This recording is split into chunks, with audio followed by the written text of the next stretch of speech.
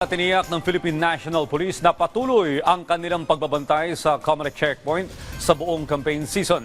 Si Isaiah Mirafuentes sa detalye. Live, Rise and Shine, Isaiah. Audrey, nalalapit na nga ang eleksyon 2025 at siniguro ng Philippine National Police na handa silang bantayan ang seguridad ng bansa.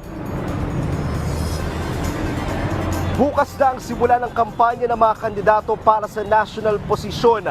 Yan ay para sa pagkasenador at party list. Asahan na ang kanilang pag-iikot para lambingan ng boto ang mga mamamayang Pilipino. Mahigit 6 na po ang tumatakbo sa pagkasenador at mahigit 150 naman ang para sa party list. Sa kabila nito, naninindigan pa rin ang Philippine National Police na sa mandatong iniata sa kanila na siguruhin ang seguridad ng bansa para sa paparating na halalan.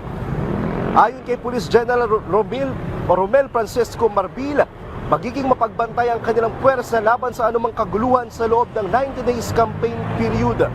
Hindi alin nila papayagan ng kahit anong karahasan, pambubuyo sa mga botante at panggugulo sa electoral process. Ayon pa kay Marbil, hindi mapapahira ng political ambition ang kaligtasan ng publiko. Patuloy na magbabantay sa Comelec checkpoint ng PNP hanggang sa June 11. Samantala, magsisimula naman ang campaign period para sa local position sa March 18.